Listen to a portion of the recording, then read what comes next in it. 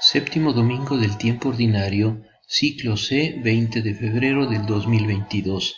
Lucas capítulo 6, versículos 27 al 38.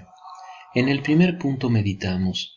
Jesús dijo a sus discípulos: Yo les digo a ustedes que me escuchan, amen a sus enemigos, hagan el bien a los que los odian, bendigan a los que los maldicen, rueguen por los que los difaman, al que te pegue en una mejilla, preséntale también la otra, al que te quite el manto, no le niegues la túnica, dale a todo el que te pida, y al que tome lo tuyo, no se lo reclames. En estos domingos la liturgia nos está haciendo escuchar del Evangelio de Lucas la parte más rica de enseñanzas prácticas y morales. El pasaje de hoy es la continuación del discurso de las bienaventuranzas que escuchamos el domingo pasado. Cada frase pone al hombre frente a exigencias radicales de amar a los enemigos, de bendecir a los que maldicen, de dar a los que te rechazan, de no juzgar. Es imposible pensar en una moral más exigente que esta.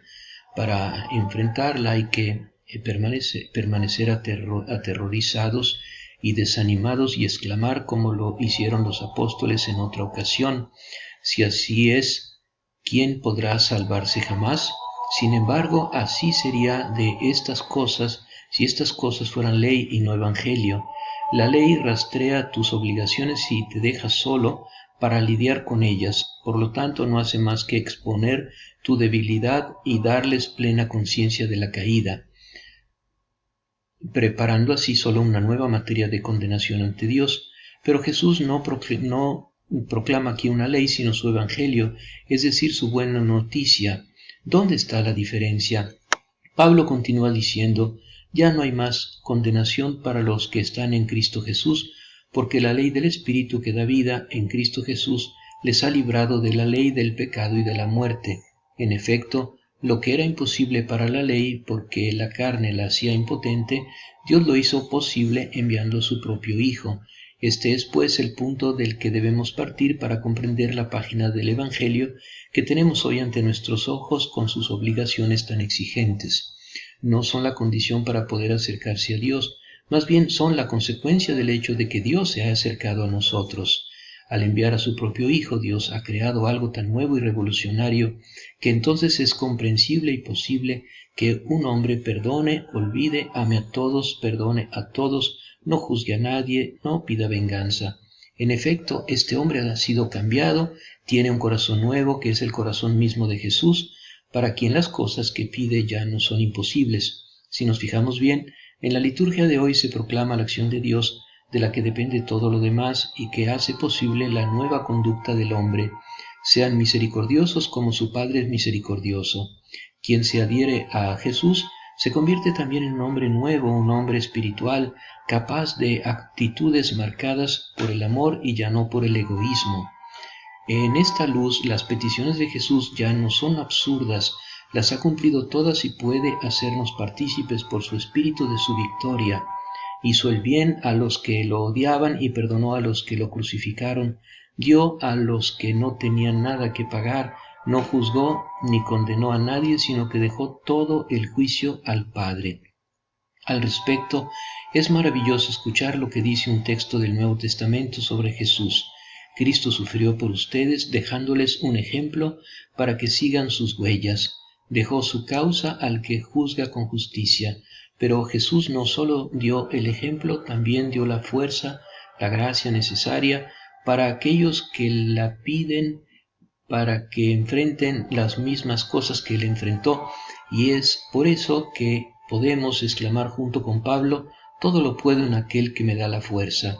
Sí, todo lo podemos, incluso lo más difícil, que es amar y perdonar a nuestros enemigos, si Cristo nos da su fuerza, y nos la dará infaliblemente si somos perseverantes en pedirla y decididos a obtenerla con nuestra voluntad de sacrificio.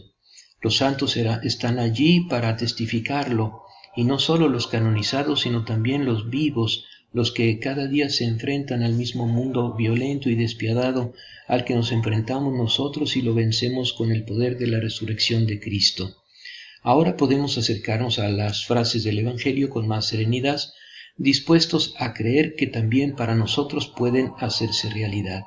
Señor Jesús, danos un corazón nuevo, para poder amar como tú, especialmente a los que son más difíciles, nuestros enemigos, y para hacer el bien a todos, especialmente a los que nos odian y nos hacen daño.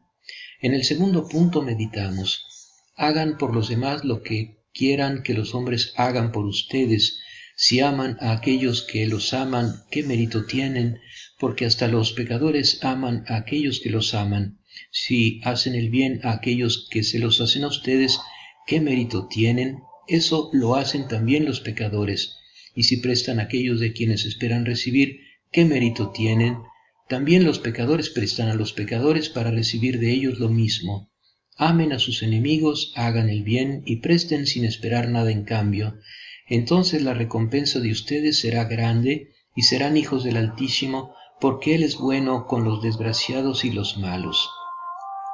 Hoy debemos centrarnos en otro punto no menos importante del discurso de Jesús. No juzguen y no serán juzgados, no condenen y no serán condenados. El significado no es no juzguen a los hombres y así los hombres no les juzgarán, sino más bien no juzgues y no condenes a tu hermano y así Dios no te condenará a ti. Mejor aún, no condenes a tu hermano porque Dios no te ha condenado a ti. Como vemos, es mucho más que una moral del oportunismo, del do ut des.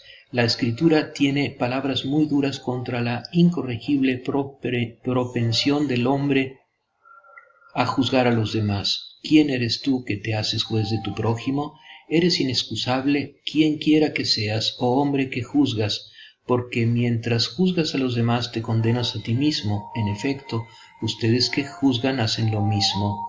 Reflexionemos precisamente sobre estas dos razones para no juzgar, aducidas respectivamente por Santiago y San Pablo. ¿Quién eres tú para juzgar a un hermano? Solo Dios puede juzgar porque conoce los secretos del corazón, los porqués, las intenciones y los propósitos de una acción. Pero nosotros, ¿qué sabemos lo que pasa por el corazón de un hombre cuando hace una cosa determinada? ¿Qué sabemos de todos los condicionamientos a los que está sujeto, de las implicaciones de sus intenciones? Para nosotros querer juzgar es realmente una operación muy arriesgada, como la de quien dispara una flecha con los ojos cerrados sin saber dónde va a dar. Nos exponemos a ser injustos, despiadados, obtusos. Basta observar cuán difícil es para nosotros entendernos y juzgarnos y cuánta oscuridad envuelve nuestros pensamientos para comprender que no es imposible descender completamente a las profundidades de otra existencia, a su pasado, a su presente, en el dolor que ha conocido. ¿Quién conoce los secretos del hombre sino el espíritu del hombre que está en él? Espíritu Santo, fuente de sabiduría y de santidad, enséñanos a donarnos desinteresadamente, a vivir el amor de manera extraordinaria, en la gratuidad, sin escatimar sacrificios, para ser buenos y generosos como nos lo ha manifestado nuestro Padre Eterno en su Hijo Jesucristo. En el tercer punto meditamos: sean misericordiosos como el Padre de ustedes es misericordioso. No juzguen y no serán juzgados. No condenen y no serán condenados. Perdonen y serán perdonados. Den y se les dará. Les volcarán sobre el regazo una buena medida, apretada, sacudida y desbordante, porque la medida con que ustedes midan también se usará para ustedes. Hay una excepción a esta prohibición de juzgar que en realidad no es una excepción sino una confirmación. Corresponde a quienes como deber del oficio han de desempeñar la tarea de juzgar, los jueces en el ámbito civil y los confesores en el ámbito eclesiástico. Lo que queda excluido del precepto evangélico es el juicio personal, no el juicio ejercido como servicio a la comunidad y al pueblo y hecho en nombre de una autoridad que siendo legítima se remonta ella misma a Dios. Más bien deben preocuparse verdaderamente por representar la justicia de Dios, que también es siempre misericordia, y lo harán en la medida en que condenando el pecado sabrán no condenar al pecador. La razón dada por Pablo es: ustedes que juzgan, hagan las mismas cosas. He aquí una verdad de la que hemos tenido que darnos cuenta por experiencia cada vez que hemos juzgado a alguien y luego hemos reflexionado sobre lo que habíamos hecho. Es un rasgo típico de la psicología humana juzgar y condenar en los demás, sobre todo lo que lamentamos en nosotros mismos, pero que no nos atrevemos a enfrentar. El avaro condena a la avaricia, el sensual ve pecados de lujuria por todas partes, los orgullosos solo ven pecados de orgullo en los demás. Proyectamos nuestra propia intención malvada y oscura en los demás, engañándonos así de que nos hemos librado de ella sin dolor. Pero esto es falsedad e hipocresía. Es una forma de alienación de nuestro yo enfermo. Hipócrita, me dice Cristo mientras hago esto. Primero quita la viga de tu ojo y luego, si todavía quieres hacerlo, quitarás la paja del ojo del hermano. Hay hombres y mujeres que se asemejan a jueces en sesión permanente. Por la mañana se levantan y se sientan en el tribunal y luego permanecen allí todo el día para dictar sentencias. Oyen noticias y juzgan. Viene una persona y en cuanto se va, juzgan. Pero no nos detengamos demasiado en esta locura nuestra, veamos más bien cómo salir. En primer lugar, a nivel de la comunidad cristiana. Debemos tener cuidado de no convertirnos precisamente los cristianos en tantos catones censores. La tentación está allí. El mundo está puesto hoy más que nunca en el maligno. A nuestro alrededor, gente que defiende leyes injustas, jóvenes que se equivocan con las drogas, con la violencia. Siempre debemos recordar que el Evangelio nos permite y nos obliga a condenar el pecado sin reticencias y sin miedo, pero no a condenar al pecador. Ningún hermano que haya pecado, decía San Francisco, debe ver tus ojos y marcharse sin tener la certeza de haber sido perdonado.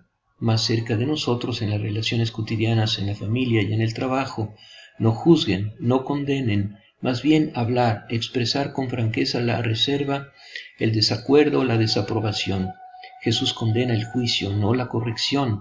Cuando corriges a tu hermano, le haces dos favores, le muestras que crees que es capaz de aceptar una corrección y le das la oportunidad de defenderse. Esto no humilla, sino que da a la persona la certeza de ser tomada en serio, de ser considerada capaz de aceptar la crítica y de mejorar. Esposas, no digan a sus hijos lo que lamentan de su marido, díganselo a él con amor y serenidad, y crecerán juntos ustedes, esposos. Hagan lo mismo con su esposa si tienen una sospecha angustiosa. Si creen ver una mala intención, no abriguen este pensamiento. No condenen in absentia, es decir, en ausencia. No permitan que el maligno juegue con su resentimiento exagerando las razones y exagerando los errores. De esta forma el resentimiento se infla por dentro y acabamos haciendo juicios sumarios en los que se condena todo y no se salva nada de la otra persona. Y todo esto quizás por un motivo que después resulta inexistente. Jesús dice, sean los primeros en amar. Cabe añadir, hablen primero, rompan el hielo. Esto es amor, especialmente en las relaciones familiares. No esperes a que el otro siempre dé el primer paso. Cada uno vaya a lo particular y a lo concreto pensando en su vida y proponiendo algún gesto que pueda hacer hoy en cuanto regrese a casa. Recordemos ahora lo que decíamos al principio, todo esto es posible solo en Cristo Jesús, si Él nos hace con su Espíritu hombres nuevos. La Eucaristía es la realidad de esta promesa. Ven, Señor, enséñanos a amarnos como tú nos amaste y a no juzgarnos como tú nos juzgaste. María, Madre del amor misericordioso, enséñanos a perdonar, a dejar en manos de Dios el juicio de los demás y danos un estilo de vida sencillo y generoso en el amor y en el servicio a Dios y a los hermanos más necesitados. Amén.